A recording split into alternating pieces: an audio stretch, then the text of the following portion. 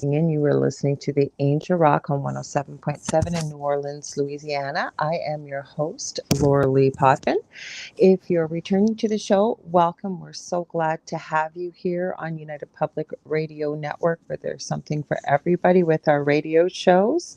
If you're new here, my show, The Angel Rock, I say I cover all aspects of the esoteric, the supernatural, sometimes a little bit of truth seeking thrown in there, as I like to call it.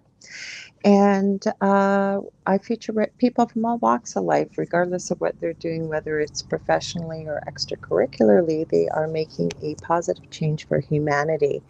Now, a little bit about myself, if you've never met me before, like I say, welcome. I am a Canadian clairvoyant medium, a crystal Reiki energy healer, Akashic Records practitioner, a spiritual teacher and mentor, as well as a registered nurse.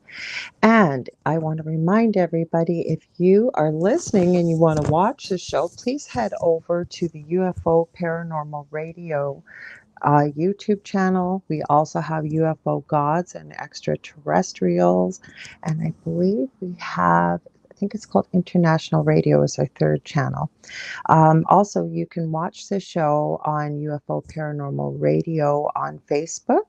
If you were watching on my Facebook profile, I can't see your comments until after the show. And as I always say, for those that tune in live, I love to make you part of the show. I consider you part of the Angel Rocker tribe and also you UPRN family. So come on over, make yourself known if you've got a comment or a question. Now, we do have a guest booked for this evening. I'm not quite sure what's happening or where she is. I've been checking, but we had to go when you've got a show booked, especially with StreamYard and Facebook. You only have so many minutes. So again, it's an conversation. If she's not able to, for whatever reason, log in, I guess we're just going to wing it tonight. Her name is, I know her name, Alyssa Couture, and she's got a really interesting background. She's written a book called Healthy Fashion. And the thing I like about it is, so I'll just tell you a little bit about her before she gets here. Hopefully she will be here. If not, we'll have to rebook her, but she will be coming back on.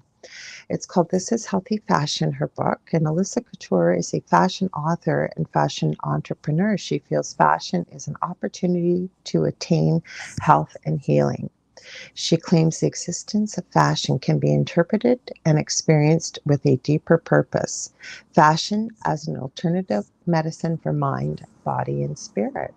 Her sole motive is to bring fashion into its course as a therapeutic healing tool and to awaken the consciousness of the human spirit via fashion into its transmission of divine activity for overall human well-being and ultimate planetary awakening. And I know some talking points with her book are talking about plant-based fabrics, which is interesting. She also has a psychic spirituality type background. She actually calls herself a medicinal fashion psychic. So, like I said, hopefully she'll be able to log on here and we'll be able to talk. If not, I guess we can just chit chat. Anybody's got any questions or whatever, I would love to see them, love to hear from you. I'm just going to check again, see if she's here. I don't see her. And I'm going to pop off for 1 second, guys. You're going to see me. You still be able to hear me. I just want to see if by any chance she's emailing me.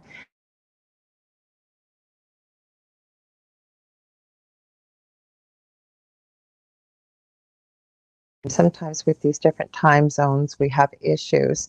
We got a lot going on in the world, though, don't we? And actually, the last time I was live, and next week, unless I pop in a guest at the last minute, I understand July the 4th is Independence Day in the United States. I forgot to mention I'm in Canada. Now, our July the 4th is actually July the 1st. And you may all well know my partner in crime. He has a show on this network on Thursday nights called The Delicious Recipe, The Dell.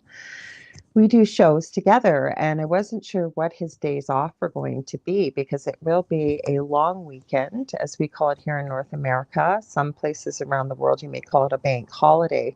So I didn't specifically book a guest. So if you're listening, and it doesn't matter where you're from, what you got to share, I'm going to be doing a show on the 4th, like I said, July the 4th, next Monday.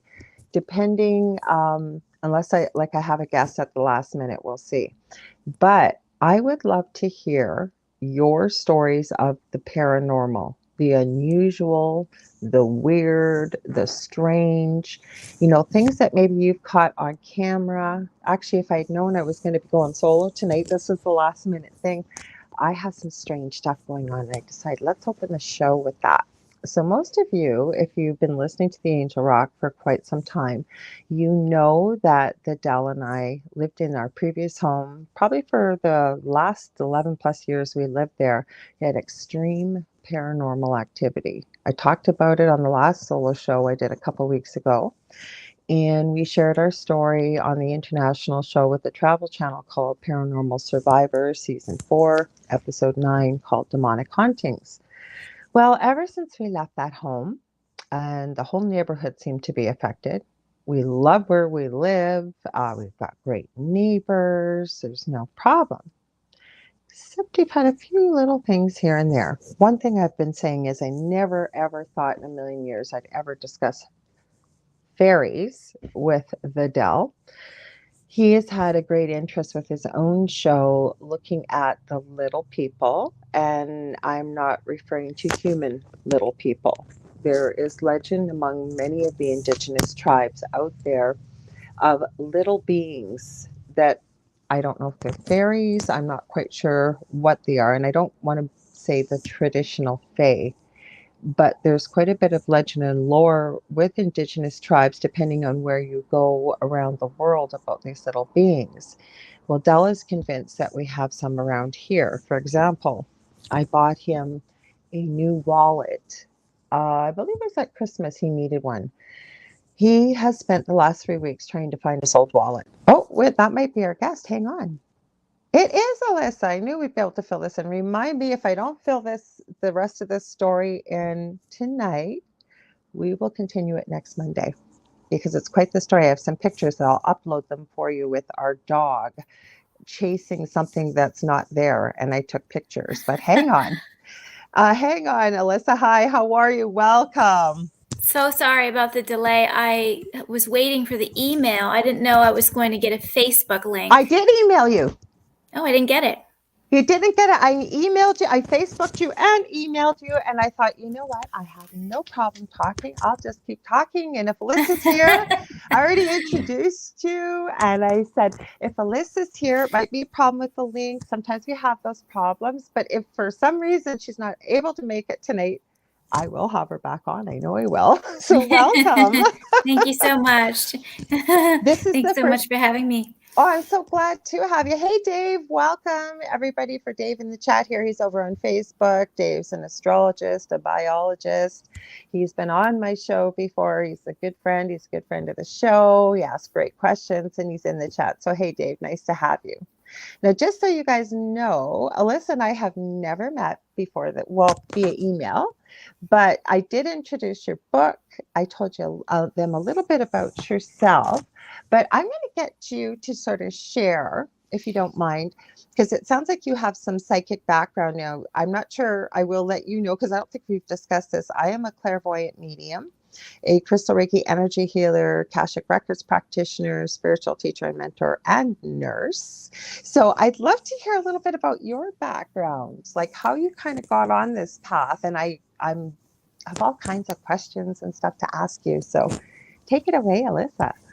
Absolutely. Thank you again for the introduction. And like I said, I do apologize for the delay. Oh, don't worry. No problem.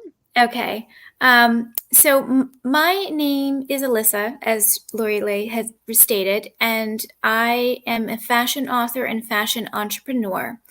And I have a campaign called Healthy Fashion Campaign. And it's all about fashion for the mind, body, and spirit. And my original work and kind of process and career was fashion retail, fashion design. I went to the University of Academy in San Francisco many years ago for fashion design. So I've had a passion for fashion for quite a long time. It's okay. And so through my work with corporate fashion retail, fashion entrepreneurial work with fashion journalism, and eco fashion branding through Mhm. my handmade fashion brand, Mhm. I sort of also have a passion with the spiritual side of things. So, as well as my work in fashion, I also have lived and worked in several ashrams and monasteries, and I have a passion for the alternative healing arts, such as yoga and meditation, and as you would say, psychic Mhm. fashion, intuitive fashion. I'm definitely not psychic. I'm pretty much blind to anything with psychic abilities, but I am intuitive, and I have a different form of psychic. Interpretations of what I can actually see. I do read energy, so I can read people's auras and energy body and Mhm. tune into that, but that a lot of these holistic metaphysical techniques I've actually sort of used as a form of inspiration for my work in fashion, because I've had a lot of interest in eco and sustainable fashion, Mhm. plant-based fibers, choosing to support the whole eco fashion movement. But I knew that there was something that we could sort of push fashion forward a bit. And I'm not saying I'm a pioneer in this concept. It's just a new concept, and I'm part of it. I'm part of initiating the fashion for health and wellness trend. Mhm. And the fashion for health and wellness trend is all about fashion and the five bodies. And I know that you'll probably ask some of these questions later on in the show, but Mhm. most specifically, I address fashion for mental health, fashion for physical health, fashion for spiritual health, fashion for energetic health, and fashion for the emotional health. So I kind of created a sort of a plan and a process of choosing to wear clothes and produce clothes and design clothes, and for the fashion consumer and the fashion professional to elevate fashion as a tool, a healing tool, fashion for enlightenment. And I know that based on your outfits, you kind of already get it, because you have some really great fashions. You're wearing a really Oh, awesome thank you. shirt right now. Yeah, I looked through some of your videos and saw your fashions, and I'm like, wow, she's really like stylish. Mhm. So like everybody already does practice fashion for health and fashion for wellness, because we always kind of choose fashion to help us in many different ways. But sort of my work and as being an educator on fashion for health is to choose to make a sort of fashion activation, to activate the consciousness of fashion, because once we are aware what fashion can do for us, then it just empowers us, and it creates it as a healing modality.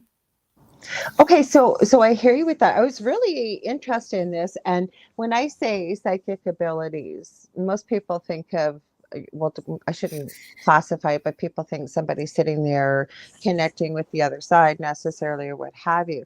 I like the word intuitive more because I think we all have these abilities, but just as we have somebody that may be a natural born mathematician or a natural born leader, natural born athlete, what have you. We have gifts all in different areas, right? So I love what you're saying about fashion. And one of the things I always say, my mother didn't always impart a lot of knowledge to me, or wisdom. But one of the things she taught me at a very young age was if you look good, you feel good, right? And that can embody the five bodies, like you've said. Now, the thing that concerns me, and I love the message, I was really interested in delving into this topic.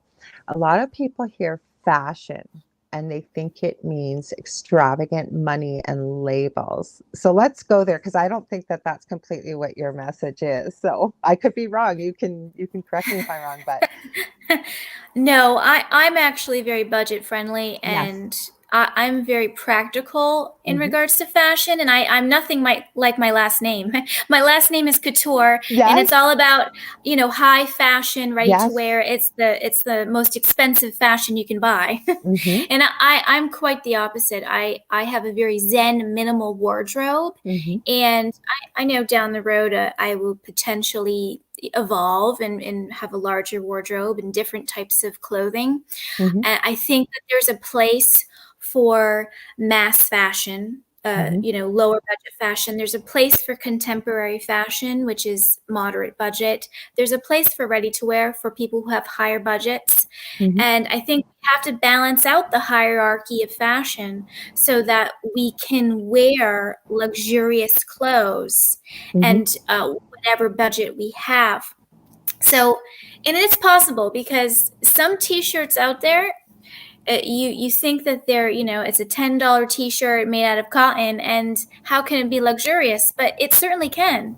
If the silhouette is correct, if the color of the dye is correct, and it looks good on, it really is attractive to wear, and it feels so Hmm. good. It is luxurious fashion. So when you talk about low budget fashion, I definitely am for all branches of fashion, all Hmm. markets. But like I said, I think being able to dabble into all markets and be able to choose to purchase garments from all sectors of the fashion would be a nice. But also, too, I think for fashion for health and wellness and healing, many people would think, well, that's totally not possible for me Right. because I can't purchase all of those organic fashions. I can't, go online and spend hundreds of dollars on a pair of sweatpants. I was just in the mall, and I saw a really lovely pair of sweatpants, perfect fit, nice slim cut, Hmm. and nice fabric, $100. And I'm like, Hmm. it's a pair of sweatpants. So I think that when it comes to being able to choose to purchase our clothes, there's many different directions we can take. We can go to the thrift store, Hmm. and we can go to the department stores, say those outlets. You can find designer clothes at outlets for cheaper prices. That's a great But what way. if you don't have one? Like where I live, I'm about 6 hours north of Minneapolis, Minnesota, in Canada. I'm right smack dab in the middle of Canada. 35 minutes away from the Minnesota border. We don't have outlet stores. You're only going to see an outlet store in a large city like Toronto, Calgary, lot in Southern Ontario, like where you've got the mass populaces around, you're going to see things like that. So Yes, and we're limited unless you yes, shop online. We've yes. got one big mall. So and before you answer that though, there's a lot of people that have no idea about fashion. They would have no idea where to go, what to do. So how does this become healing for people? Because for me, like, and I'm just going to share my experience, color, that's healing. If it puts you in a positive mood, if it makes you feel good, I really do believe if you fashion is more about, yeah, you want to look good, but also colors can really uplift the mood. But where I wanted to go with this is some people, for them, it's just being comfortable, for example. They don't care about fit. They don't care about Yes. price. Yeah. So how can that be healing for them or spiritually healing? Well, everybody has a unique expression Hmm. of how they dress and why they dress and what they choose to wear. And, you can be extremely fashionable wearing the same outfit for 10 years straight. Hmm. It's how you embrace your clothing and how you can make it modern. For Hmm. example, Karl Lagerfeld, Hmm. he wore the same silhouette, the same outfit as, probably has like 30 shirts of the same Hmm. look, but what I'm trying to get at here is it's not about having all of the options. It's not about uh, uh, being if that's available to you, yeah, that's perfectly fine. But I think most specifically, um, having a unique relationship with your clothes is really important. Being able to sort of connect with your outfit in a unique way, however you do that, whether if you are living in a rural area, you could always go on a trip, on vacation, and go to a shopping mall or whatnot. And if not, shopping online is a great option. Mhm. I don't know if I got your question I guess what I'm correctly. trying to ask, what I'm getting to is, why is it important? Because I know so many people that could care less about fashion. It's just about comfort. They're happy being well, you know what? I'll bring up even my son. My son, he's 24 years old, severe autism, never had a pair of pants on, never. Couldn't put them on him if I wanted to. He's happy being comfortable. I would love to dress him in really cute, fashionable clothes.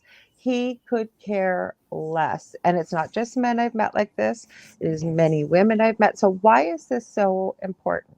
Why is it important? Is what I want to hear. Well, it's important because there's a spiritual evolution occurring. And your son is correct. We have to dress comfortably in order Mm-hmm. to uh, have our clothes be therapeutic. And that's probably why he's drawn to comfortable clothes, like myself included. Mm-hmm. When people have any form of ailment or any kind of mood, say someone's sad, they put on a garment and they make themselves feel better. Mm-hmm. So I think that there's a lot of different facets and directions we could take to answer your question, because it is so intricate and complex. Sure, let's But go there. but with my work, generally speaking, I'm sort of addressing the fashion industry, and I'm sort of addressing the fashion consumer that is kind of inspired by clothing and interest in clothing. I I hear don't you. really tap into the people that don't really care about clothes, because yeah, there's millions of people that will not read this book, and the collective fashion trends of health and wellness will still carry on, and the Mm-hmm. evolution, because there's so many industries, the car industry, the home decor industry. There's all different kinds of fields of industries where I don't even put my time and energy in, but where my time and energy and focus is in fashion, because I'm sort of a supporter and a spokesperson and an I educator hear you. on sort of bringing the fashion into a sense of evolution. So we're talking Mm-hmm. about fashion and spiritual ascension. The evolutionary planetary awakening is occurring, as you know. Okay.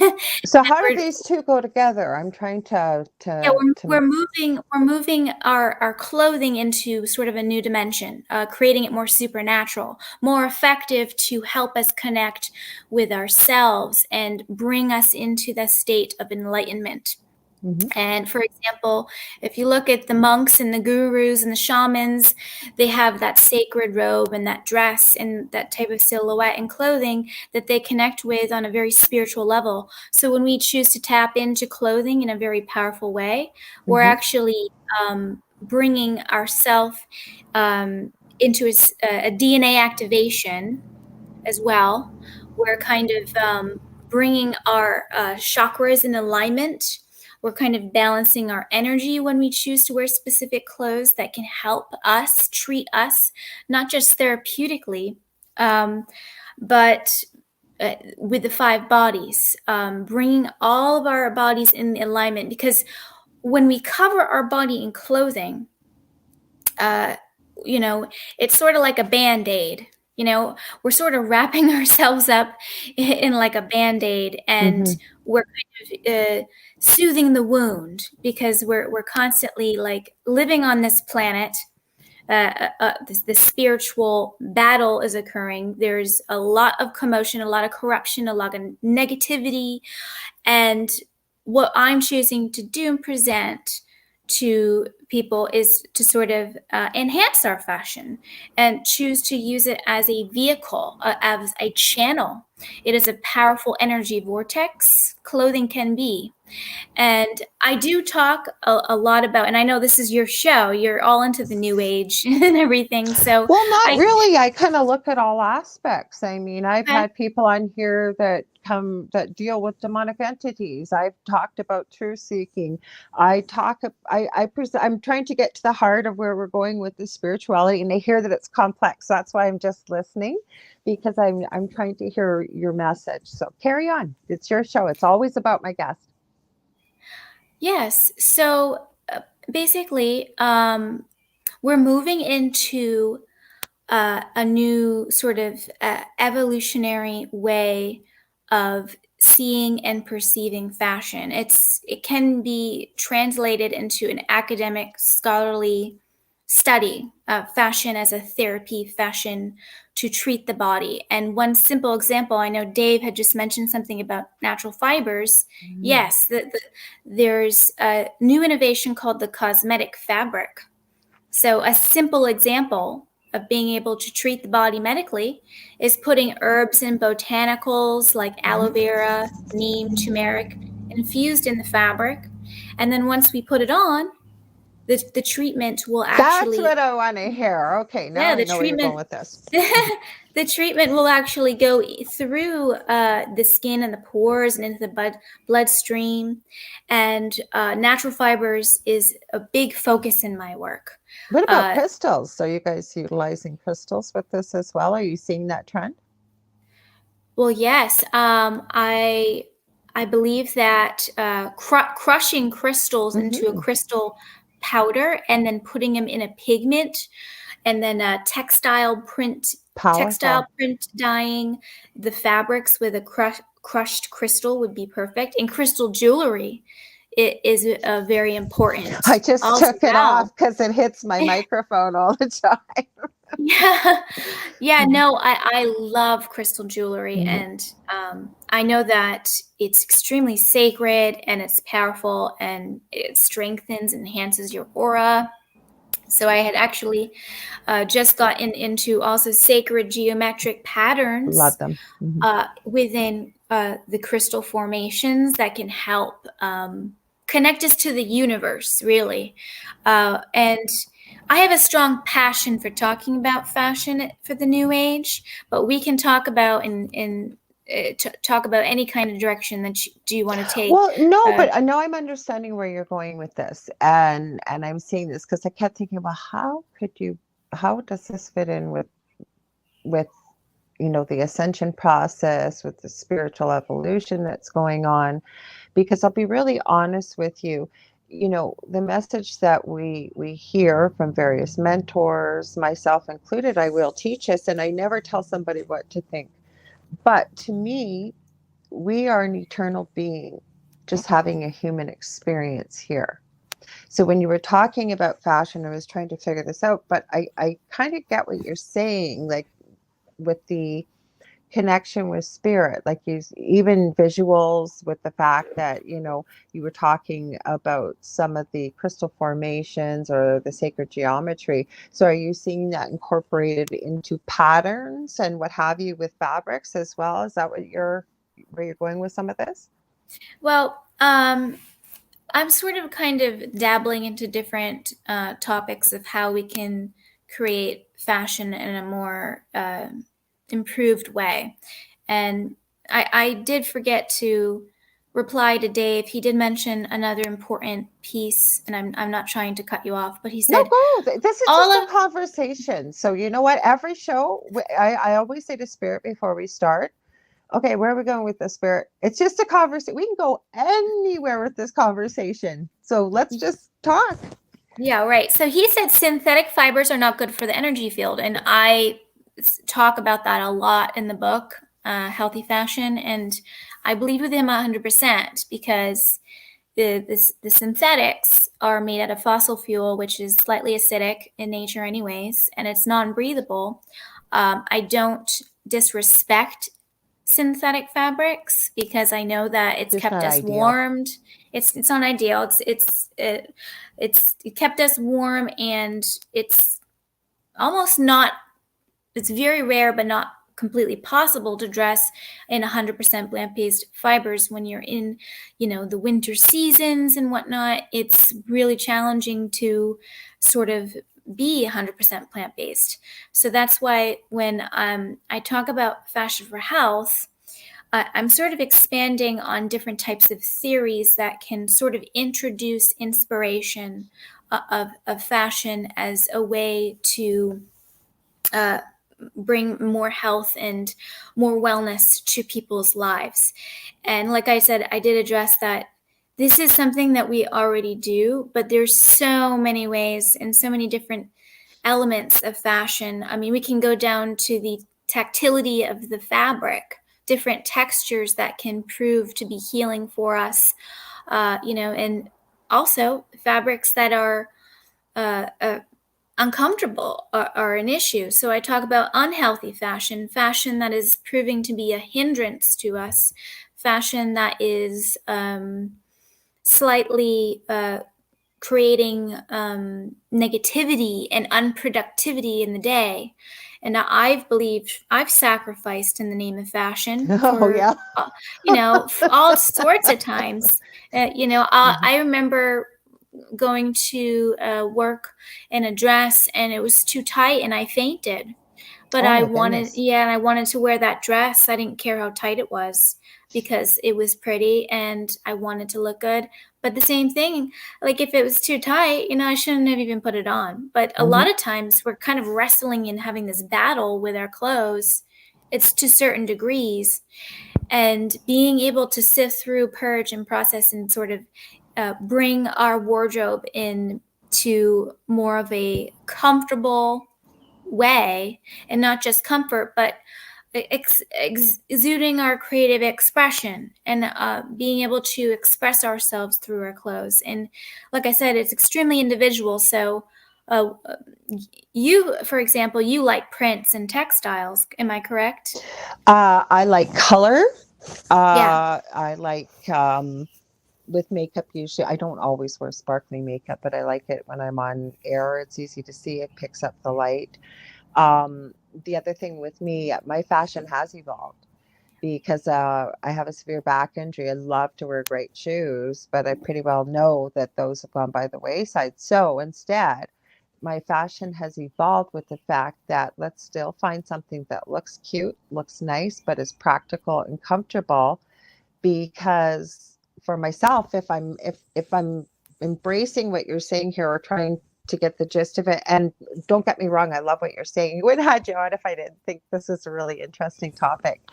Is that and I've had this conversation with many other women, especially somebody I know loves to dress fashionably, wear high heels, and then they can't walk. And I said, listen, there's no reason in this day and age why you can't wear something beautiful that could complement your outfit absolutely without wearing 6-inch heels that you end up in bed for 3 days.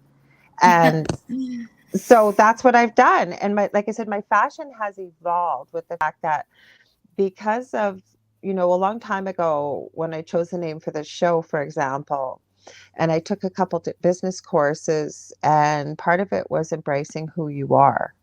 So I connect with the archangelic realm. I love angels, ascended masters, and whatnot, high vibrational beings. I love crystals. I also love rock music. I love skulls. So I embraced it all. And that's why I have the name that I do. So a lot of times I will wear rock shows, rock t-shirts on here. It's because it's who I am. And I don't want to present a false pretense. I don't want to be on here, looking like, as I jokingly will say, the hag beast look for myself, not calling anybody else that, your hair piled up all over. And no, I want to try and put our look put together, but approachable too, because that's who I am. So I want to project who I am to other people. So I don't know how that Yeah. would fall in with. I like nice names and labels, but being on a pension and not by choice with a back injury, Can I go out and buy designer clothes? No. But do I get creative? I say to people, thrifting is trendy right now. You can go out finding incredible clothing at a thrift store. And most, you know, say 10, 15 years ago, people would say with the thrift store, oh, it's just garbage. It never sold at a garage sale. Not true. Am I right?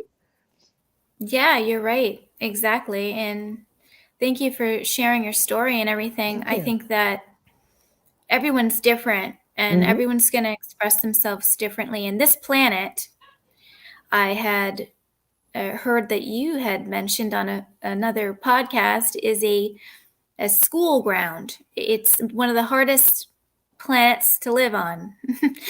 And I Oh, believe Earth as that. a school, you mean? Yes, you Mm-hmm. had mentioned that on a podcast Mm-hmm. that I'd seen, and I think you are correct. I think that there's definitely some kind of battleground happening on the planet, and Absolutely.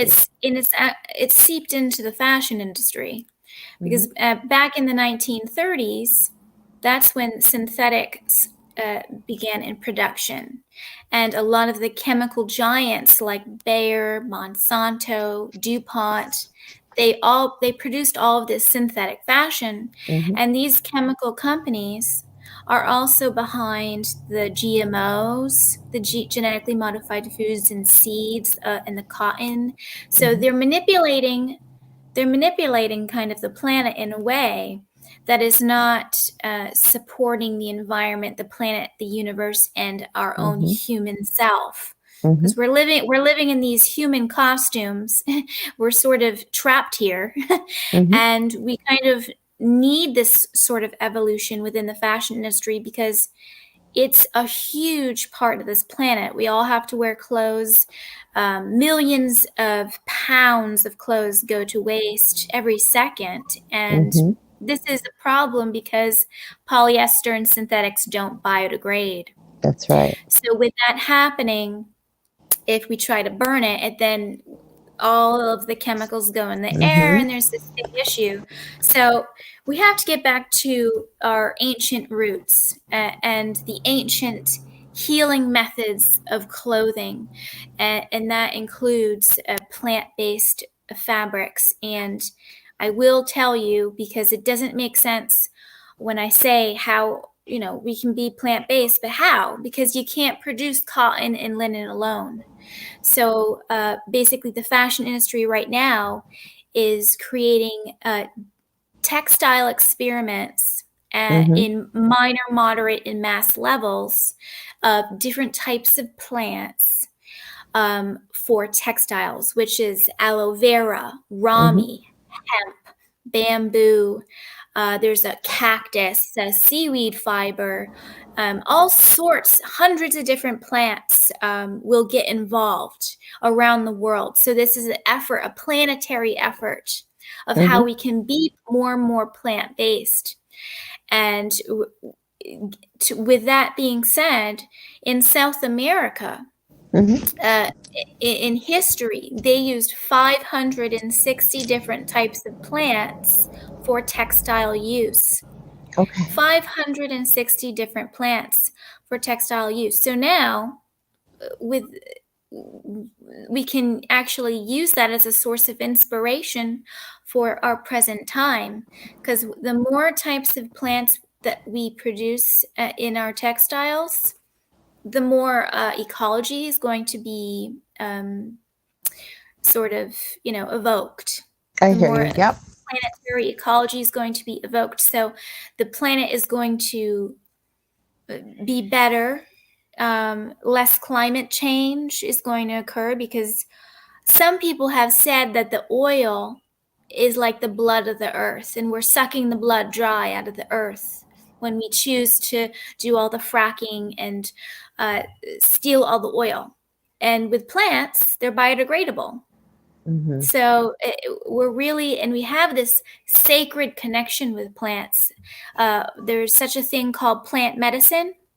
Have you heard Very of plant? familiar. Very Yes. familiar. And I always say, come from a big pharma background, being a registered nurse. And I always say, too, I don't diagnose and I'm not telling people what to do, but for my own family, if it's not life threatening, um, what I do is I always look at an alternative natural treatment. For example, I have a cavity in one of my teeth, and a good friend of mine from Atlanta, fellow light worker, told me about this lady that is on Instagram. And she is so sick as a child. I think she lives in Texas, and nobody could heal her. Nobody could find out what was wrong with her. So she finally got fed up at college and decided she was going to find out what was going on. And she went to the ashram. She did a lot of Ayurvedic study. She did all kinds of plant medicine, you name it. She has come out with this company. Her and her husband, their hand make the products. She also channels some of the energy that she puts into these products. They are sold within minutes. Okay. I have, I think she had a Memorial Day sale. And I always know when your Memorial Day is because we had the May long weekend the week before. You guys are just like our brothers and sisters, or the owner of this network, Joe Montaldo. I'll give him a shout out. He lives in, this is actually being broadcast up in New Orleans, Louisiana. And he always says that we're just, who does he say that you guys are basically just annexing us? We're your brothers and sisters up here in Canada. My whole point of sharing this story, and it's Bliss Energetics, by the way, um, is this lady can't keep this stuff on the shelf. Like I said, it's her husband and her, and they just have young children. If you go on Instagram and you look at the pictures of people's before and after, and we've been told you can't, you need a dent. And I'm not knocking dentists. All I'm saying is uh, people are healing cavities, people are healing um, gum recession, you name it, with these products, and they work. That's why I just went and bought a bunch, and they are working incredibly. So there you go. Oh, There's just one example very quickly.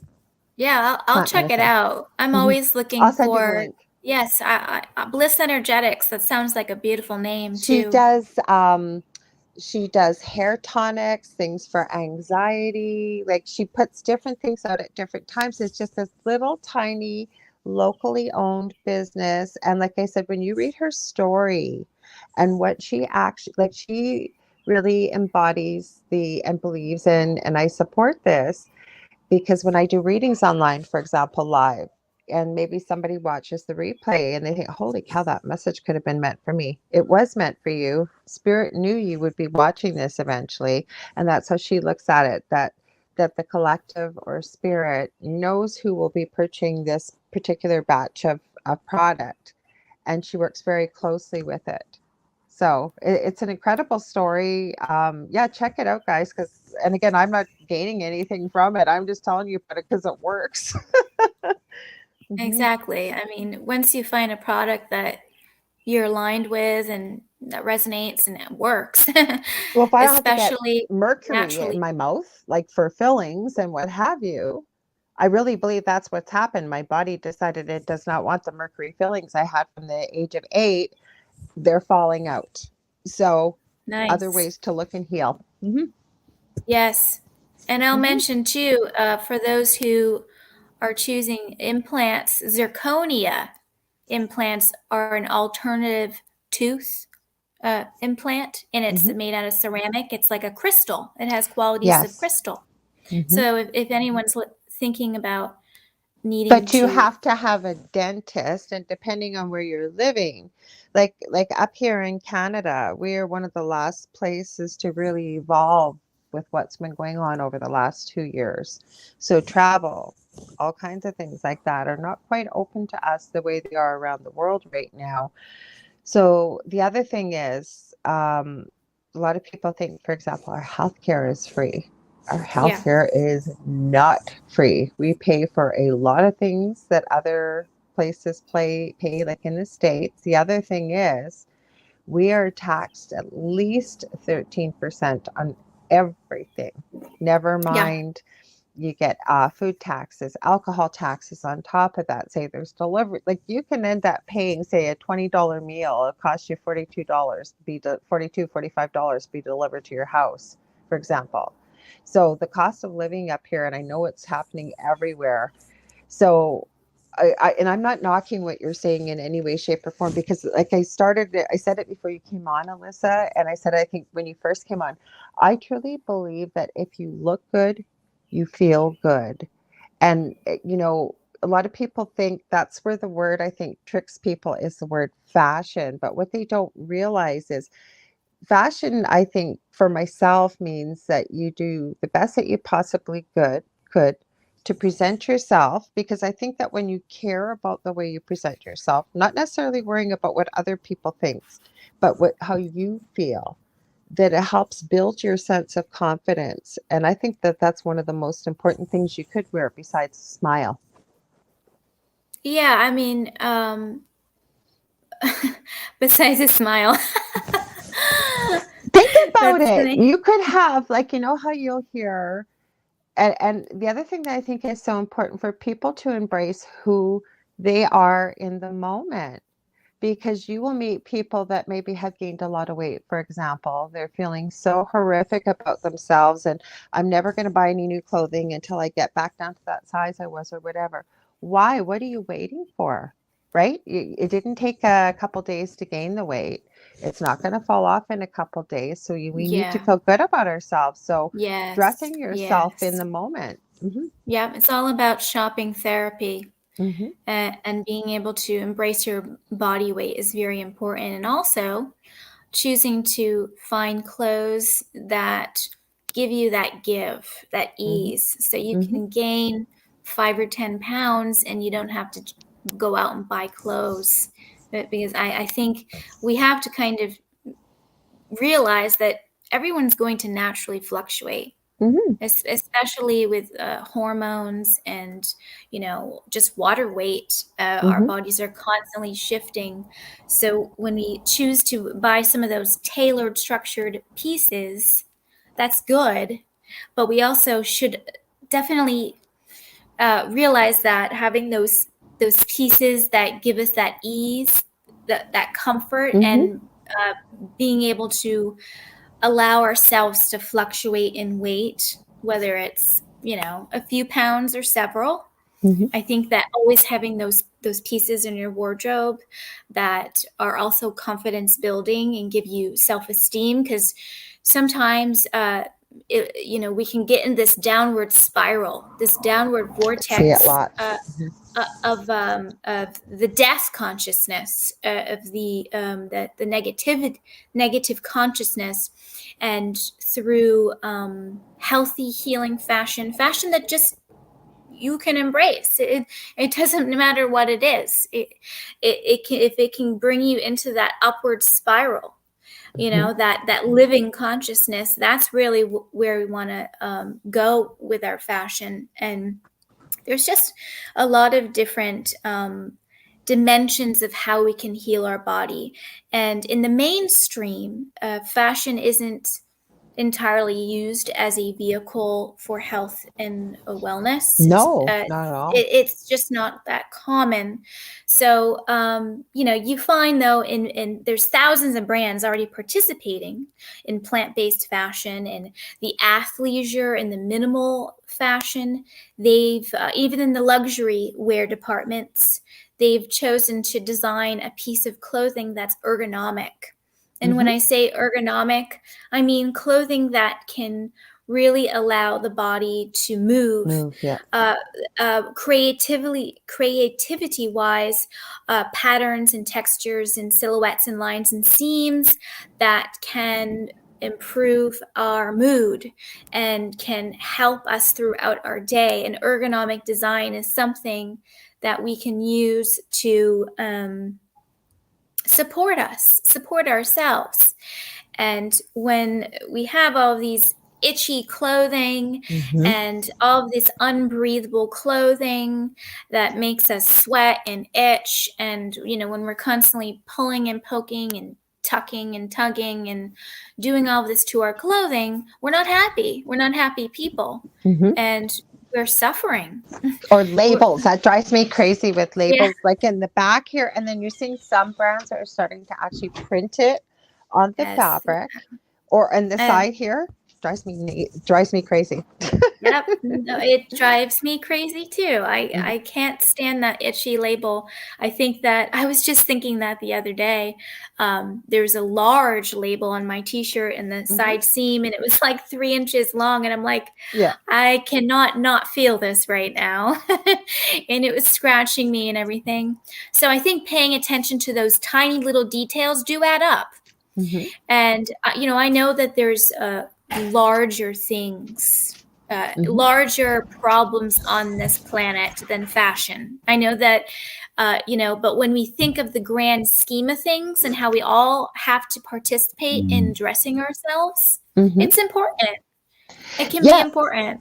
I never thought about that till you actually mentioned that, and you are right. When you first said that, we all have to wear clothing, and then I thought, well, unless you don't choose to, and then of course you have these little conversations in your head, right? And then I'm thinking, yeah, but how many places realistically on this planet can you go to where, not that I would want to, but walk around naked? You can't. There are places you could go to. We need to wear clothing. So my next question I wanted to or go to is, so for somebody that's on a budget, for example, what are some of the things that they could look at? Like, let's get into this. Like, if this is where we're going with this, Okay. and it could be healing with the five bodies. What, men and women, children, everywhere. Where can we go with this? Like, how do we participate? Because a lot of plant-based fabrics are very expensive. They are. Yeah. Mm-hmm. Well, I would say if you use conventional cotton, it's better than Mm-hmm. synthetic polyester. So if it's conventional or GMO cotton, I would still wear it. I Mm-hmm. wear conventional cotton. Mm-hmm. I think too that there's always about 5 to 10% plant-based apparel in most shops that you go to, Mm-hmm. wherever you shop. We don't have to go to specifics because I'm sure you have people watching, out of the side of the states and whatnot, and outside of Canada. So anywhere you shop, there's typically at least 5% plant-based apparel, Mm-hmm. and it doesn't give you a lot of options. Mm-hmm. But that's where you could shop online if you want to, or you could make your own clothes. That's also an Oh, option. that's an idea. Yeah. Yeah. So, and also the thrift stores. You can hunt into the thrift stores and go through thrift stores. But I find it is a struggle and it's a challenge for me personally to go shopping because I'm picky. I mean, Mm-hmm. it doesn't even matter. I mean, I'm super picky with the style genre. I'm picky with the silhouette. I'm picky with the fabrics. I'm picky with the colors. I mean, super, super selective. Mm-hmm. So most people aren't that picky, Mm-hmm. but I am. But I would say if you want to just hunt for your clothes, because that's really where we're at right now. Mm-hmm. Is having to really either shop online, and there's many many options online for alternative plant-based apparel, or shop locally, and that will sort of narrow down your options. But even so, if you're happy wearing polyester, then just wear it. There's ergonomic synthetics out there. There's fabrics that are synthetic, that are comfortable, that are breathable, that if you are happy in it, that is what's most important. And also the warmth factor. I mean, Mm-hmm. you're in Canada, you have very strong winter seasons, you need to be warm. So we're not really even on we're not even like in that time period where we can choose to wear 100% plant-based puff coat, Mm-hmm. like a nice puff coat. But the alternatives are out there. There's the Capic alternative down is a nice fluff and cotton fluff, so we can Mm-hmm. quilt.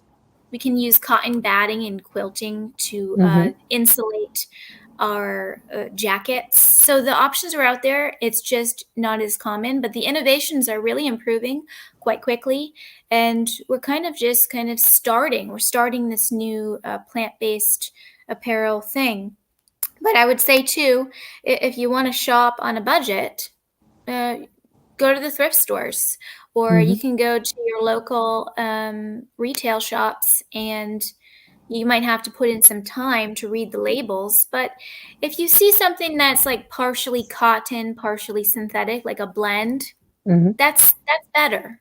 That's better than doing the full synthetic. But the underlayers, the undergarments, if you wear cotton on your undergarments and your first layers, that's most important.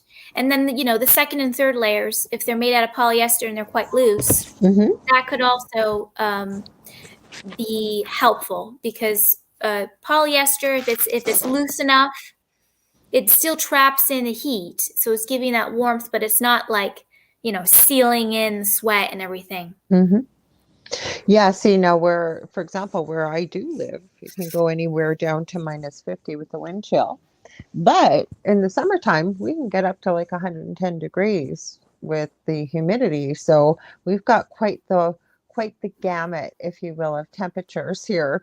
But I guess what's sort of on my mind with this is too. So you've got somebody that is understanding this message that we're talking about, but I meet so many people. And again, like I said earlier, just some people are natural born musicians or athletes or leaders. Some people are just natural fashion people. They know what looks good together, what doesn't look together, what colors do. But say you've got people that want to be able to do that. They want to look put together. Because to me, still, like we're looking at the fabrics, I'm a real big proponent of color therapy. I think that you know, people naturally look good in some colors. And again, I think if, you're out and about and you've got a bunch of people saying to you, oh my God, that color looks fabulous on you. Most people will think, I'll have to pick up something else with that color. Right. So where do people go is what I'm saying with this. Say there's people that really do want to improve their look or improve what they want to wear or how put together they are, or they're on a budget like we talked about earlier, and maybe they're only able to buy a few pieces, but they want to be able to make that go a long way, if you will, with a bunch of other different pieces. How do they do that? Where do they go? Sure. Well, I will mention too, if you're not stylish or if you want to improve your fashion, don't be offended with yourself because there are fashion professionals that cannot dress. There are fashion Mhm. designers. There are fashion designers out there that are incredible designers. They are fashion geniuses, but they can't put a look together for themselves. They Or wear t-shirt. stylists, Yeah, stylists that look yeah. that No, put great they'll wear outfits out. t-shirts and jeans and Mhm. that's all they can do. That's all they can Mhm. do. So even if people are in the fashion industry, don't think that they all can dress because Mhm. they can't. I'm always And amazed at a hairdresser, for example, and again, I'm not judging or pointing a finger, but to me, your hair is your sales card, right? Like if you're a yes. hairdresser, you want to have fabulous hair. And Yeah. most people know you don't do your own hair, but you would go to somebody else. But it's the same thing with stylists. Like I can't tell Yeah. you how many stylists I've seen, like you said, running around in a ragged old t-shirt and jeans. Yeah. Sure, you want to be comfortable, but you're styling people for your Yeah. business. Like Oh yeah, no, it's hilarious. And too, I would say that if you do want to, improve with your styling and everything, fashion Mhm. magazines are really effective and helpful, as Mhm. well as there's style consultants. Mhm. There's also sustainable fashion stylists, which is kind of Mhm. fun.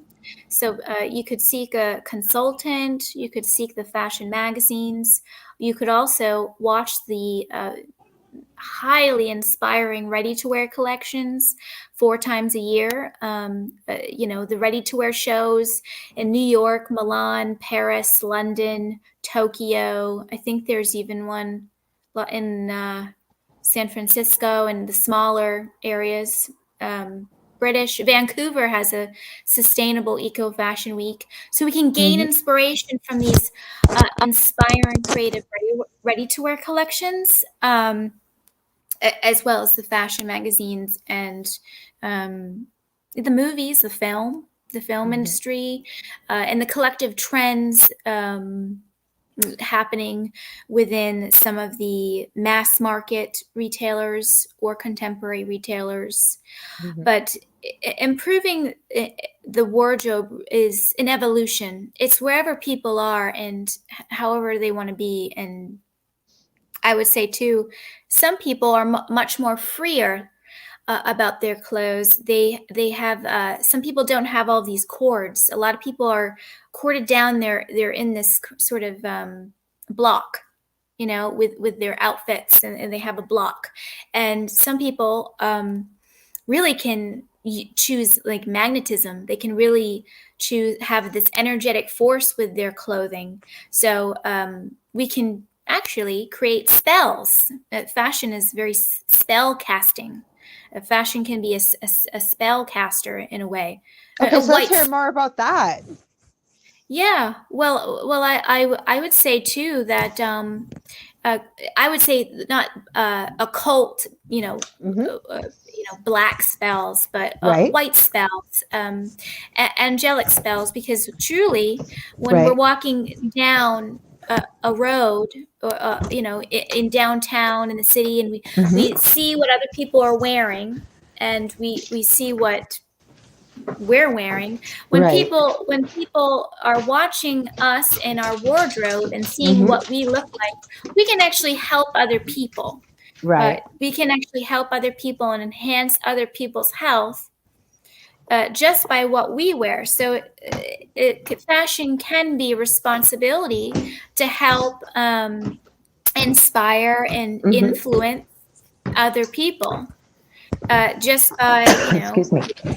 walking down the street and wearing a nice outfit with, say a cool color or an interesting symbol, Right. or whatnot. But fashion really can be a tool to channel.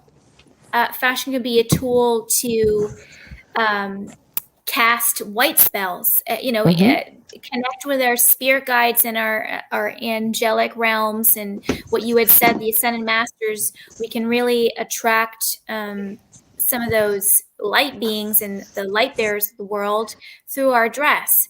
And there's no code. I don't present any style code. I think that there's hundreds of different style genres that we can all appreciate and understand. And I apologize if I'm sounding a little defensive with how I'm speaking. Okay, I didn't think you did, but I hope you don't feel that way. No, I don't know. So I sometimes I do. I might be trying to clarify something to you, and I didn't pick that up at all. I'm very interested. I'm hearing what you're saying. Yeah. So basically, I find that fashion can be supernatural. And when you speak of, have you spoken with, with any of the paranormal? Aren't you connected with like the paranormal industry a little bit? Yeah. What happened was when I was filling in the time when I was with the link that had happened, and that was my fault. I got to find out where that email went, because I emailed you because I remember you wanted me to email you.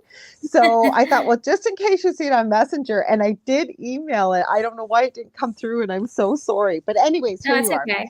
So, yeah. Yes, we're on season 4, episode 9. It's called Demonic Hauntings on Paranormal Survivor. We've shared our personal story of living in a extremely haunted, dangerous house for 11 plus years. We've moved since then, but yes, so I'm very involved with the paranormal. Wow. Wow. I mean, I can't really compete with that. Oh, you don't have to compete. It's no big deal. I've lived with ghosts. I grew up when I was a child. I had ghost problem. There was a couple ghosts in one house, and there was a ghost in another house, and they were tormenting me. Oh, I'm so sorry. I could feel them touching me, and it was creepy. So, but I would be interested and intrigued in hearing some of your experiences with haunting houses, and I'm so glad you got out. Well, it wasn't by choice. I lost everything, but you know what? That's okay, because I'm a real believer in what we believe, or what we perceive becomes what we believe, and it becomes our reality. And I work with somebody by the name of Augie Noss, Nori Love, from time to time.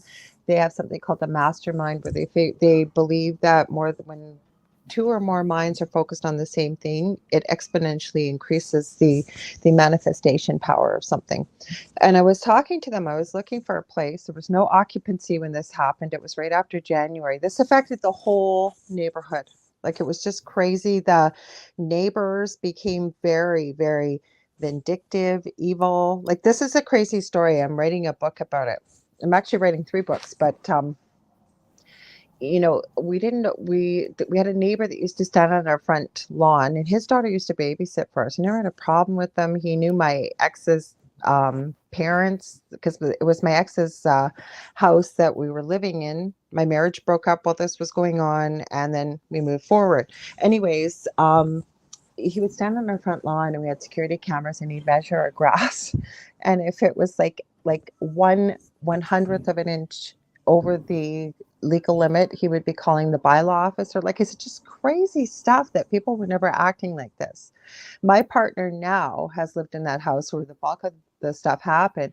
He's been thrown 15 feet across the kitchen, bites, scratches, burns. This all started with a dream.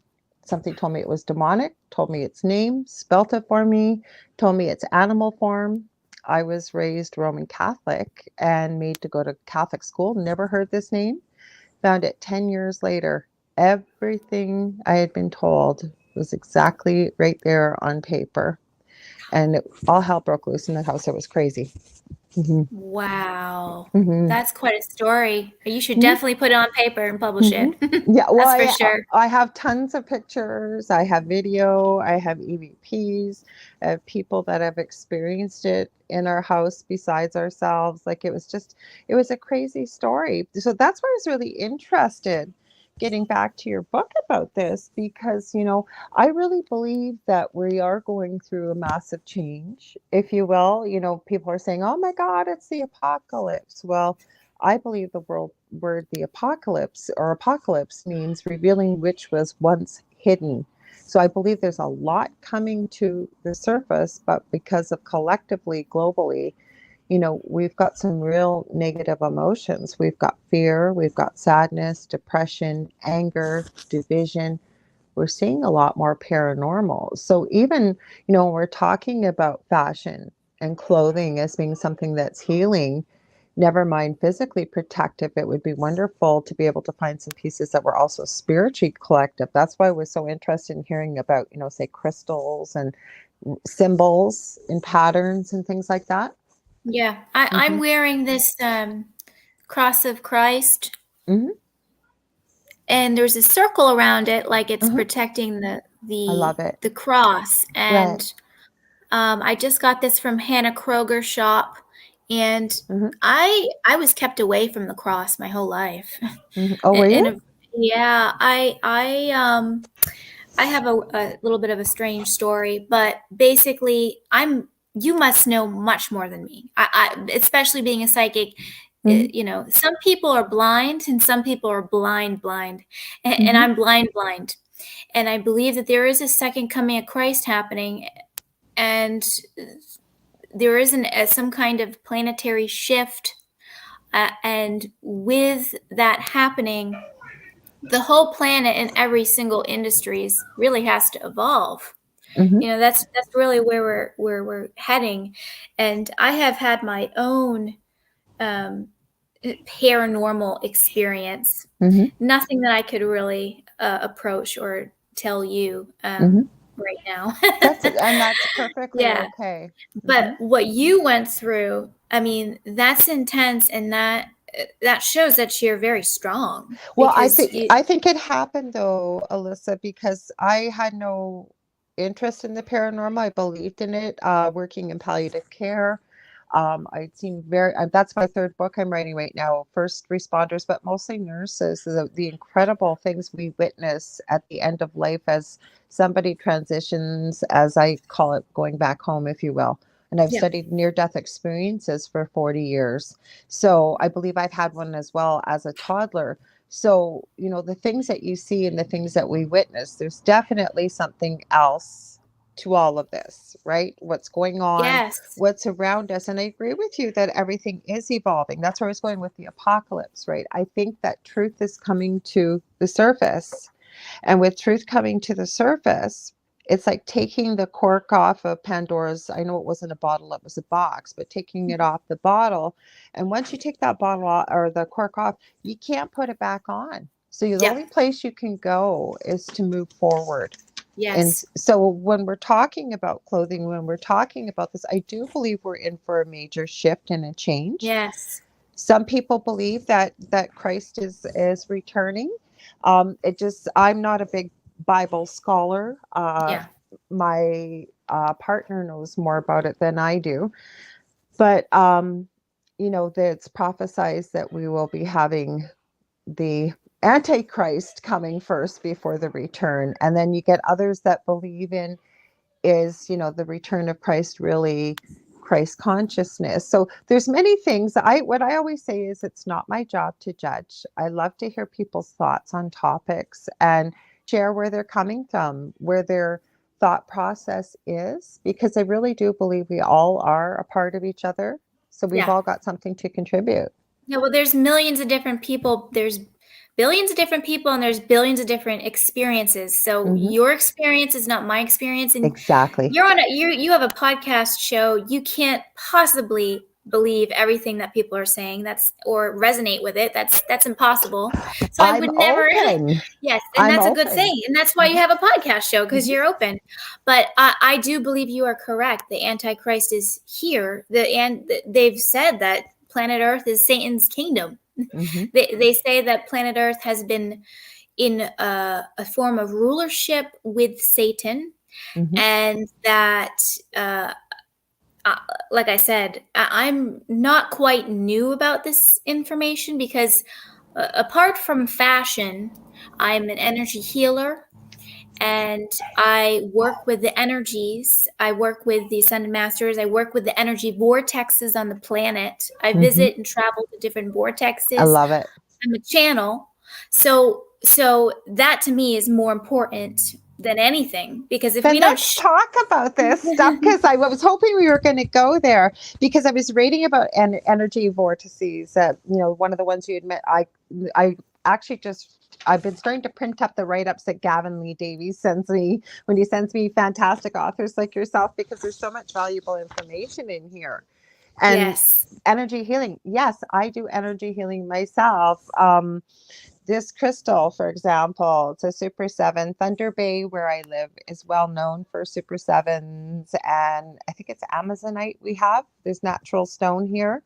So I use this stone in particular when I'm doing distance healing and chakra work and things like that. There's two, I don't know if people would be able to see it. I haven't got my glasses on. It has a name. It had to tell us its name in my Crystal Reiki Master course, but I'll see if you can see it. It's not that bright. Okay, but when I work with this with red or with healing, this glows hot and red. And for some reason, this particular crystal is very good at relieving pain for people, like severe, severe pain. I believe you. Mm-hmm. So you go all over. You've talked about you've been to ashrams and stuff. I'd love to hear more about that. I traveled quite a bit in the West Coast. I went to Crater Lake, Mount Shasta, Joshua Tree, Monterey Bay, Crestone, Colorado, Sedona, Arizona. I've been to I want to go there so bad. Yeah, I've been to dozens of different energy vortices, and what I had recently learned, a different way of approaching an energy vortex. It is a swirling energy. It's a power center. It's like visiting a nuclear power plant. Right. You feel that energy, and it's just this buzzing, swirling energy. And what it really does is it's connecting you straight up into the universe. It's connecting you with higher beings. Mm-hmm. And there's a crystalline. Have you heard of the crystalline grid? The crystalline grid on the planet. Absolutely. Basically, you know what I'm talking about. It's deactivated to a degree by the Antichrist, And what we have to do as light bearers on Earth is reactivate. Oh, have you visited the Hopi Reservation? I've heard of it, and no, I haven't, and it sounds amazing. Thank you for still listening to the We have show. people listening. Like you're going to see on Facebook that YouTube, we're trying to build it up. So remember, everybody, I always forget to remind them, if you're listening or you're watching after, please share this and don't forget to like, please, because we're trying to build up YouTube. But for example, if you go over to SoundCloud, you won't believe how many views there are on my partner Dell and I, who has a delicious recipe, not a cooking show, but um, he just about fell off his chair. So anywhere where talk radio or podcasts are carried, these shows are carried. So I understand. I haven't checked with Joe in a while, but I think the last time I talked to him, we had over 500,000 people watching live in over 160,000 countries, or 160. We don't have 160,000 countries, so we've got people Ooh. from all over. So Well, that's why you're it might seem. popular. No. Well, we've got a big network. We have to thank Yeah. Joe because he's been doing this for many years and he knows what he's doing. And I'm so grateful to be a part of this. So that's why if I've been digging at things a little bit, like this isn't just going to North America. This is all over the world. People are trying to hear this. So that's why I was Nice. kind of digging a little bit so people could Yeah. understand. Well, So, congratulations. oh, well, thank you. Well, there's people with much bigger shows than mine on this network, but the beautiful thing is there's something for everybody on this Yes. network. Yes. It's a great group of people. I've been here 3 years in July and I love it. Love it, love it, love it. Well, it's Now, about quality too. You know, you could be a lot of the listeners that you're listening or could be very powerful people. well, So if you have a certain level of quantity and quality, then you're all set. You just need the powerful people listening. I guess, but you know why I do this is because I really do love people. And like when you said, I'm sure you can't agree with everything that everybody says on your show. I always say just because I haven't heard of it doesn't mean that it doesn't exist or I haven't experienced it either. So I like to hear people's experiences, their stories.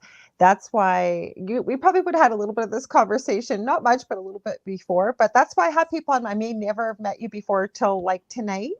But I love to talk to people. I like to hear what they're thinking, where they're coming from, what their experiences are. And like Dave just said, I like the variety of this conversation. I meant to give Debbie Grasberger Schmoly a shout out. Hi, Debbie. I'm so sorry missed you. We were right in the middle of conversation there. I like to involve people in the chat because I hate when I go to a live. And I'm not trying to sound egotistical, but if the chat's not flying by and they're having a really interesting conversation and I've got a question, and they never look at the chat, it's like, okay, why am I here? Am I supposed to be a fly on the wall? Yeah. Yeah, exactly. Yeah, no, you're a Mm. great podcast host. Oh, well, Radio thank host, you. excuse me. Well, thank you. So how did you get into healing work? Like, it was interesting that you said you weren't psychic, but to Yeah. me, intuitiveness and psychic, it's just a title. It's a semantics of words. I believe every human being how many people have you heard say, well, I just trust my gut. I don't know why I know, but I trust my gut. That's Yes. intuition. Well, I had a series of events where I had finally revisited Mount Shasta. Okay. And Mount Shasta is a vortex up in North California.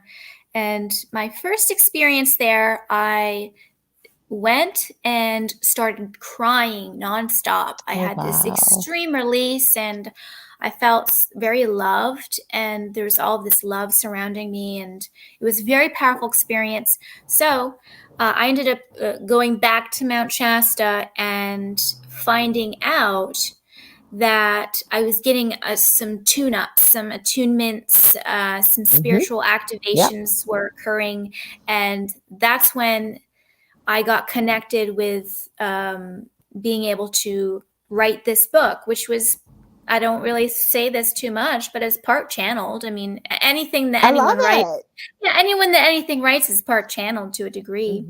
But I do have a background in writing, so it is my language and my communication.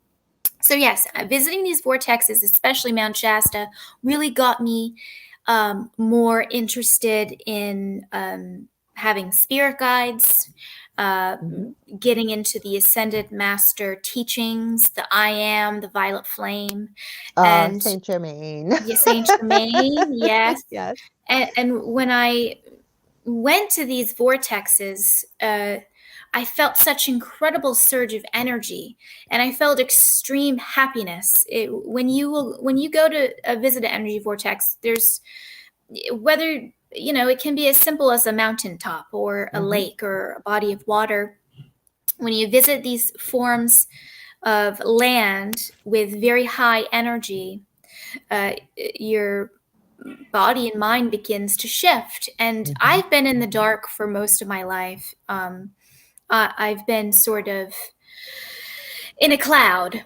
For Mhm. many, many years, I was sort of in the dark, in a cloud. And what really opened me up to the universe was the energy vortexes. And other people will call them, what do they call them? Sometimes I've heard them called earth chakras. Yeah, the earth chakras, Mhm. and whatever it is, these you'll have a special experience no matter what when you visit these vortexes. And I really wanted to bring in this vortex energy and these healing experiences and channel it through the book and really talk Mhm. about these new age experiences and how it can be evoked through fashion. And with my passion for fashion, um, it's just complementary to my work as an energy healer. And Mhm. right now, I am focused on activating the crystalline grid on the planet, Okay. activating the crystalline grid, which is connected to these specific vortex centers around the planet. And I think that is basically the most important work, because if the crystalline earth grid does not activate, there will be no second coming of Christ. Mhm. And we will be trapped on this planet, and it will be a very nasty place. It'll just be the new second coming war. But that's my belief. That may not be other people's. No, but you know what? You know who's an interesting person from history that first opened me up to these experiences, that where I was going with the paranormal was that I never planned on doing what I'm doing now, but because of what we experienced, I say no, I wouldn't wish it on a blade of grass. But am I angry with it? No, because I would not be doing what I'm doing now, nor have discovered the gifts that I have had I not gone through what I did. I Yeah. want to give one shout out, and I was going to mention Dolores Cannon. But hey, Justin. Justin K says, "Yep, we're from all around the planet and clock. It's 1:23 a.m. here." Justin, I think you're over in, I want to say, Norway, Sweden. But yeah, we have people from all over that are on here. We have guests from all over too, all over the world. Oh, So that's exciting. yeah, what I was going to say though, okay, so Dolores Cannon, because when this first started, I had no idea what was going on. One of us had to, Dell, my partner, almost died. It's covered in our episode. One of us had to stay awake all night long to watch the two, well, they were teenage boys, and Dell or one of us had to stay awake to make sure everybody was safe. But anyway, so I was researching. It became like a 12 to 18-hour a day job trying to find answers and starting locally, radiating out till it became global, and looking at various teachings and mentors and seeing if there was anything that resonated. But what really resonated with me was Dolores Cannon, because she was very emphatic when she was alive that she was not a psychic, but her and her deceased husband, when she was doing this talk already, was talking about going into levels of the brain that were taboo at the time in the 60s and working in those levels, and then connecting. Have you connected with any of Dolores Cannon's work at all? No, I have not. Oh wow, it's gonna blow your mind, girl. So, Okay. anyways, she has some books out there about connecting. Like she said, it goes so far back that people that would know what a pen is, she would regress them back through hypnosis, and they will go so far back that they were a different person, different name, had no idea what even a pen was or glass in a window. And she connected with somebody that Nostradamus was coming through. She has quite a bit of information. Wow. Jesus Christ. There was all kinds of stuff. And she talks about this, exactly what you're talking about, the earth, about Earth 1 and Earth 2, that they'll be right next to each other. Those that choose to ascend versus those that do what they're going to do. And I'm putting this very briefly. Fascinating information that she's no longer alive. Oh, But okay. the thing is, her daughter's carrying on her work, but she's not psychic. And she said she's not psychic. And she did quite a few talks. They're on YouTube. I'll try and remember to send it to you after the show, or if anybody else is interested, I'll leave it in the comments. But just fascinating work. And Nice. again, she didn't channel it. She would regress somebody into hypnosis and connect this way. Again, you can choose to believe it or not. Same as with the vortices you were talking about. I had to mention my partner Dell's family, has a camp on this lake called Oliver Lake. It's about 30 minutes away from our home. And it could be pouring rain here, pouring rain where we are. We're on the north side of the city.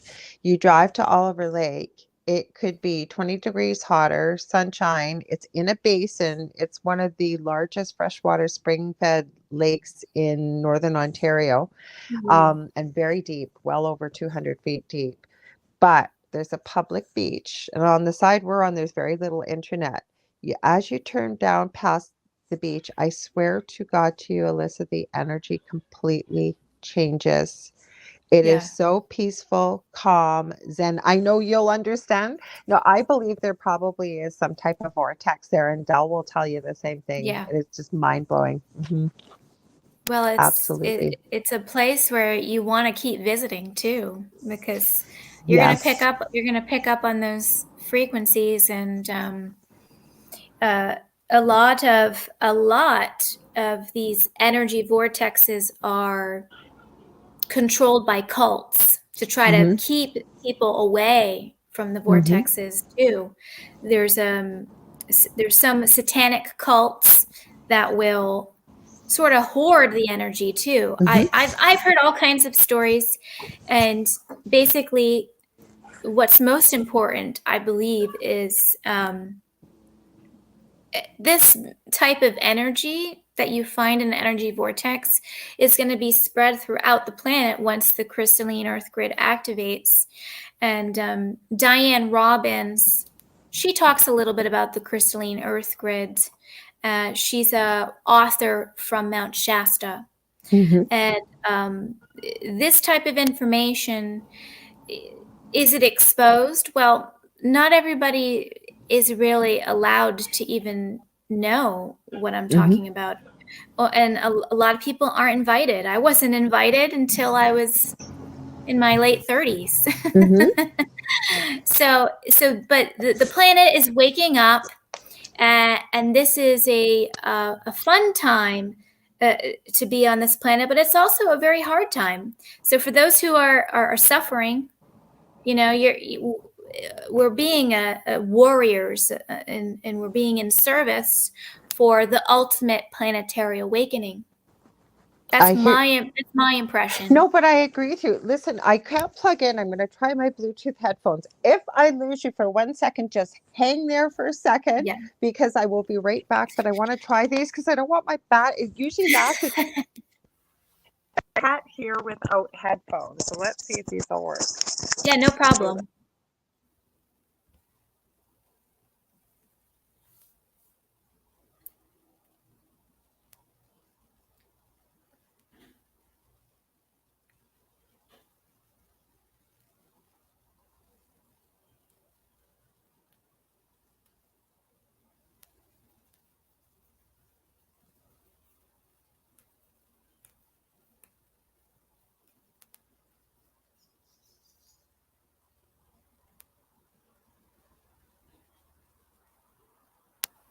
Can you hear me now?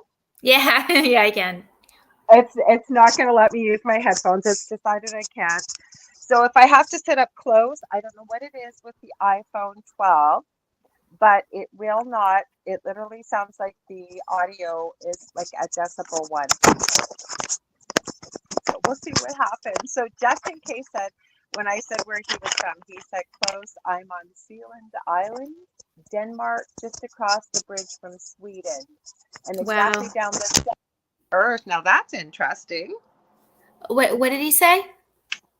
He said that he is, hang on, I'll highlight it for you. Or it says, I guess that I thought he was in Norway. He said, close, I'm on Sealand Island, Denmark, just across the bridge from Sweden and exactly down the center of the earth. Oh my, that's impressive. Yeah. That's quite impressive. Wow. Sounds You know what beautiful I did too. want to ask? Sealand Island. Sounds like a Yeah, beautiful he place. has, if I'm not mistaken, he has a really interesting job. It's either him or somebody else because he pops in every now and then. Like I said, it's late there, and they we get some interesting information from over on that side of the pond. But what I wanted to ask you, we haven't got a lot of time left because it's already we got probably about 20 minutes left. But I Okay. wanted to ask you, so, what can people do if people feel like they really resonate with this? And I think there will be quite a few people with activating the crystalline grid. What's your Yes. thoughts on that? Like, how can people participate and help that? Well, if you visit the energy vortexes, you'll be connected with your spirit guide subconsciously or consciously. And either way, you'd be quite like a puppet. You'd be like a puppet for God. You do things to help usher in the energies and be a channel. And it, it can go both ways. You might not be allowed to know what's going on, what you're doing to help, or you might be allowed to know bits and pieces. And lots of times they shut your memory down and they don't let you know what you're doing because it's safer that way. And why I say it's safer that way is because there's a lot of crime and murder, and there's a lot of people that are doing their best and mighty to bring down the light bearers on earth. There's, all of those whistleblowers that are getting murdered. All the whistleblowers that are getting murdered, and the reason why they're getting murdered is because they're doing things for God and not for Satan. And that's the big issue on this planet is this crazy war, and that's partially why fashion isn't advanced. That's partially why this isn't really an advanced planet, is because more people are interested in destruction. More people are interested in pollution and negativity and crime and suffering. And where we're heading though is not quite that. We're headed into the golden age, and it's the most inspiring thing, and it gives me hope to stay alive and to be a part of that. Yeah, Dave Petrella, who's in the comments here, he talks about that quite a bit, and I agree with you. But I also feel, because this is part of what I do also behind the scenes, is a lot of truth seeking and connecting with people in many different groups, sharing information and what have you, is that I think about 30% of the population is under something called mass formation psychosis or hypnosis. Sorry, hypnosis. So, I don't, whether they want to know or they don't want to know, or subconsciously they're going along with the narrative, right? What they Yeah. believe in front of their face is what the truth is where they're going. Yeah. Then there are those that are awake, I believe, that know what's going on, know what the truth is, or what their version of the truth or what they believe to be true. And then we have about 40, I would say that's about 30%. And we have about 40% that are sort of teetering at the top of this fence. Now we have a lot of stuff coming out of the woodwork too. Like we have it's called Guardians of the Looking Glass. I don't know if Mm. you've heard of them. That has been, so many people have sent me that in the last 2 weeks. I'm a little torn about that because they're looking for the light workers of the world to send your information in to them to sign up. That doesn't make me feel good about that. And then I've recently discovered the Light Society with Jason Shirka. Somebody has sent me, so I've been looking into that a little bit. Now that sounds kind of like it's focusing more on light and love and the ascension. But again, I'm on the fence with a lot of these things. I'm not a skeptic, Yeah. but I try to go in with an open mind, but I need more information. Well, what I like to do is I'll show you. I use the pendulum, and it will go clockwise without me moving it, and that will be a yes. If I have a Okay. question about something, and if I have a question about something, it'll be yes. And it's like thy rod and thy staff in the Bible. The pendulum is biblical. It's not occult or evil, but it gives No. you the answers, and you can actually use a necklace or an actual pendulum to get those I'm quite here. answers of what you're looking for. If you don't trust the light society, the pendulum can help, and you can use There's a anything. problem with that. There's a Yeah, problem with that. yeah, You can use your body as a pendulum. I can yes. control a pendulum. I will show Oh, there. you. Okay, so I'm you gonna make okay? So right, I'm you gonna know make about it the go back pendulum. and forth. Yes, I'm yeah, gonna you know ask the it to pendulum. stop. I'm gonna ask it to turn counterclockwise. So for me, a pendulum, especially if it's something that I have a vested interest or for myself, Yeah. is not a good reliable instrument. Using my body is like if I'm Okay. asking, say, in a store, what Yeah. vitamin or clothing or material or what have Yeah. you, Mm-hmm. but not with a pendulum. But I do Well, use yeah. pendulums in my crystal Reiki. Like I do all my chakra checking, aura Mm-hmm. balancing, aura healing, cleansing, whatever, all Yes. distance wise. Mm-hmm. Well, you can use the two fingers too, and if you asked a question, you loop your two The fingers muscle together. testing. The muscle testing, I use the pendulum. You have to practice, and you have to be really in tune and connected with the higher self. If you're not in tune and connected Mm-hmm. with the higher self, it won't work. And sometimes there's interference. Sometimes there will be negative influences that try to attempt to manipulate the pendulum. So yes, there's definitely some issues with using the pendulum, but most importantly, if you're connected with your higher self and you're doing the prayer and meditation to God and everything, and you're cleared, your aura is cleared, then you Mm-hmm. will have an easier time with the pendulum. So, I like I still said, like to teach people when I'm showing people a pendulum though is how to protect their energy. You touched on that, but that's very important because the Ouija board is a tool. Collectively and energetically, there's a lot of negativity, but I always tell the story of, say somebody heard that a chainsaw was great for cutting down a chain link fence. Somehow got to the hardware store, they found one, they bought one, didn't open the instructions, but got it running. Somehow, some way, they go to the chain link fence to cut the chain link fence. They're absolutely astounded when it kicks back and cuts their arm off. No, is the chain link to or the chainsaw to blame? No, it's just a tool. But to educate yourself about how to use the tool, the safety precautions, and what have you, is there something to be afraid of or that it's a cult? No, I don't believe so either. But I think we have to educate ourselves when we're working with tools like this. I don't because like you said, yeah, outside influences, there's all kinds of things there. we can Yes, do. you have to be solely supported with your higher self, and Absolutely. you have to have a pure soul. You know, you can't have entities within your aura attached to you. Yeah, there's lots of things that can manipulate the pendulum. So yes, I would say what you do have to be forewarned that it may not be 100% accurate at all times, Mhm. and sometimes it may take some practice as well. Yeah, Like I said, for me, it's just when I have a vested interest in it. But I have been working with energy for years. Like I said, I do my energy work distance wise. I can send energy like you probably can do very far. So I know how to manipulate energy. Could I, yeah, but like I said, I use these all the time with chakra checking and stuff, but it's not for me. It's for my clients. So yeah. I don't have a vested interest in the outcome. So they're Yes, very accurate.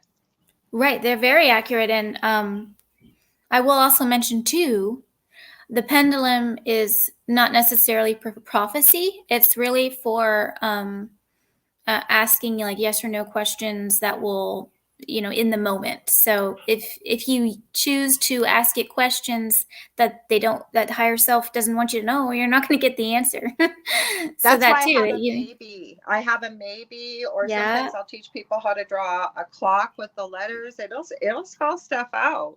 yes, But if you get a maybe, or it just kind of sits there and wiggles, exactly, you're not meant to know, or it hasn't really been decided yet either, right? It yes, could go either way. yes, absolutely, yep. So Justin says, my ex is educated in law, but her heart beats for spirituality and shamanism. I gave her a pendulum and a tarot deck as a goodbye present. That was a beautiful thing that you did, I think, Justin. I don't know. I just feel like it almost said, follow your dreams. I don't know. What do you think? um Yeah, I would say it's a perfect gift for a goodbye present, and Yeah. he's being very nice and friendly, and that's a spirit guide. You're acting like a spirit guide to your friend by supporting him like that. Well, That's very nice. his ex, like an Oh, okay. ex-partner. Oh, okay. Yeah. So I think, like, I think that would be a pretty thoughtful gift, because who knows you better than your partner, right? And even though it may not have worked out for the two of you, or like I like to say, maybe your contract with each other was completed in this lifetime together, you still, to me, you knew what her heart's desire was, and as a parting gift, you presented her with that. I think that's a beautiful thing. Just my thoughts, but pretty cool. Yeah, kindred friends. They'll stay friends that way. Mm-hmm. Good Well, friends. and again, I always say I don't know everything, and I love that you had added this as well tonight on this show, that that's just how I feel, or these are my thoughts.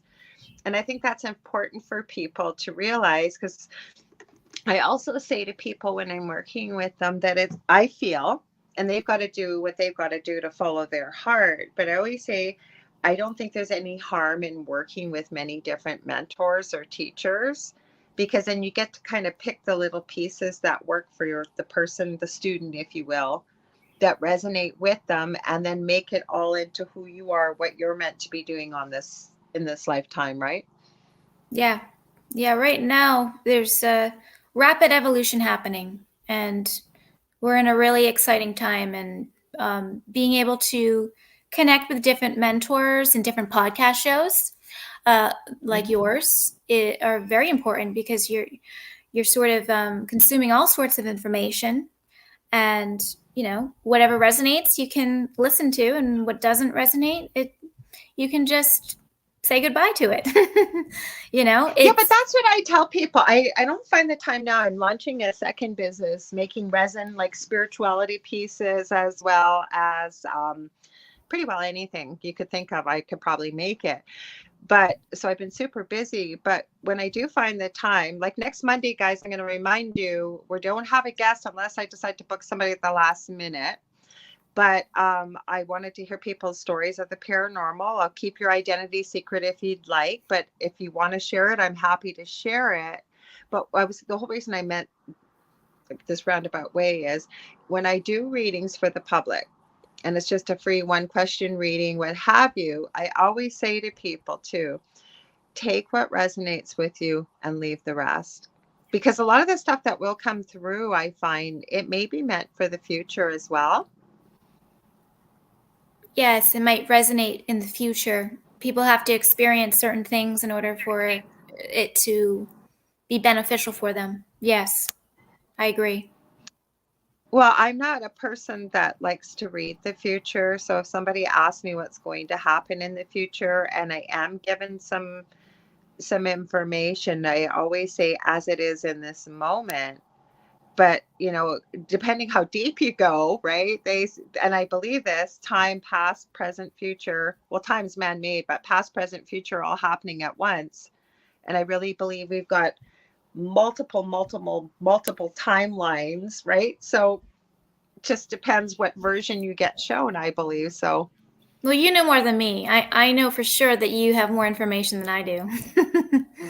No, don't look at it that way. You have different information, and I believe, like, I Well, think you touched on this, that my third eye is deactivated. because you believe that. Most of it's deactivated. It may be happening and occurring, but it's blocked. I believe it's blocked because it's supposed to be, apparently, but you probably Because do know somebody a told few you things that that? I don't. Because, well, based on your work, you have to know things that other people don't know. Based on your I don't work. know. Like, I said this earlier in the show, and I forget it myself too, and I have to remind myself, okay? But I think that what we perceive becomes what we believe, and it becomes our reality. Yeah. So if we believe something will not happen, or it's blocked, or whatever, this is a manifestation planet. We're going to make it come to fruition, right?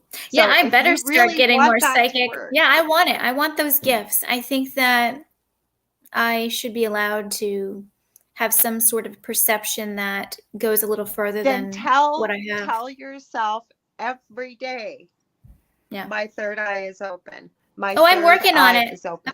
I'm working on it. But I also heard too that um, it's a process, and when I'm ready and when it's supposed to happen, it will.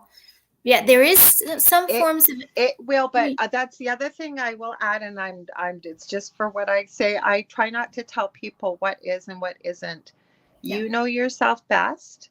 If yeah, you're connected with your guides like you feel you are, and your higher self, and the work that you're doing, which I believe is very healing and very intuitive, okay? yeah, Try to hear your higher self, if you will, or your guides, because you do meditation. Spirit will yes, hold classes with you. They will, if you really so desire it. I believe this is a manifestation planet. Somebody has either thought of it or come up with it, that anything that exists on this planet. And am I an expert at manifestation? Not quite yet, but I'm yeah, working on it. There's yes, no yes, limits. yes, Hmm. yes. The spiritual work. You have to put in the spiritual work in order to manifest what needs to occur.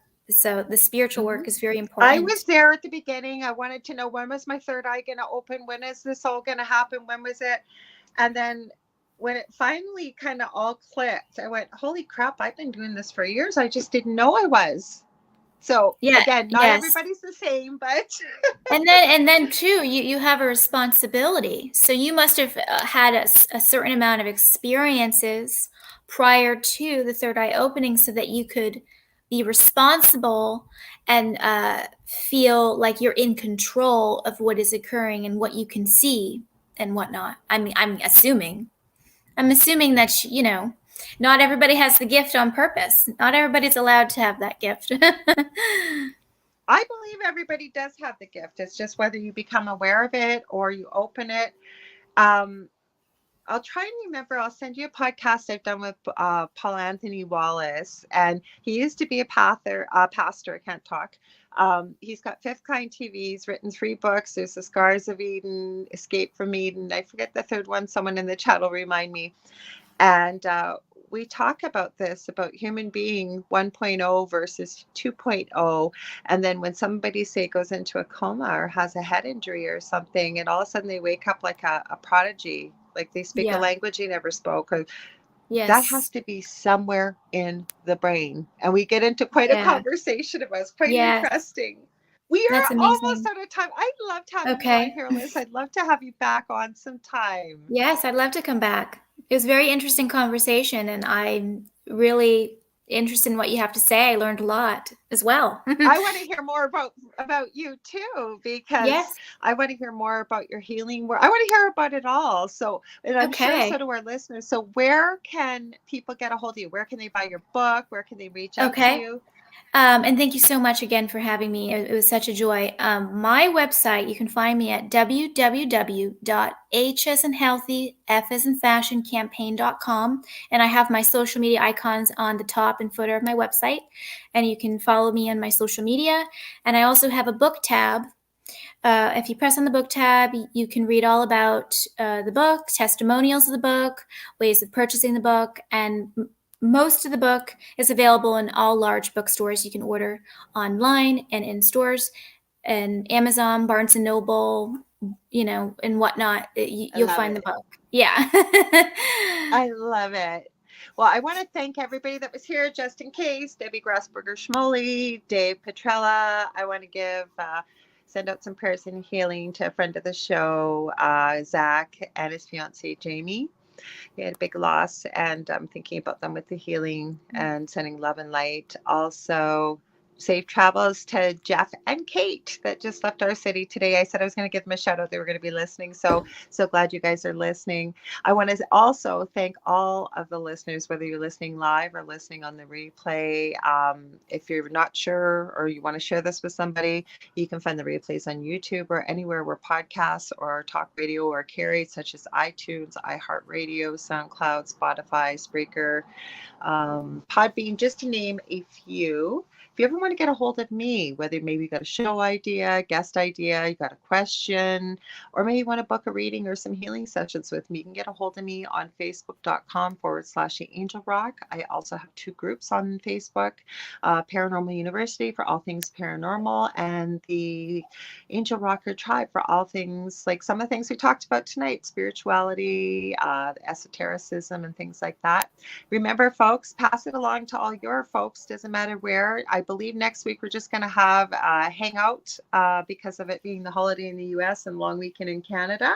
So I want to hear your paranormal stories. I want to hear your stories of the strange. Maybe you've caught something that looks like a UFO. Maybe there's something unexplainable. Maybe you've got some questions. Maybe you've got some questions for spirits. We're going to hang out for 2 hours next week. I can't wait. I want to thank Alyssa again. And I send you guys so much love and light. Good morning, good afternoon, or good evening, wherever you may be. We'll see you next Monday. Thanks, everybody.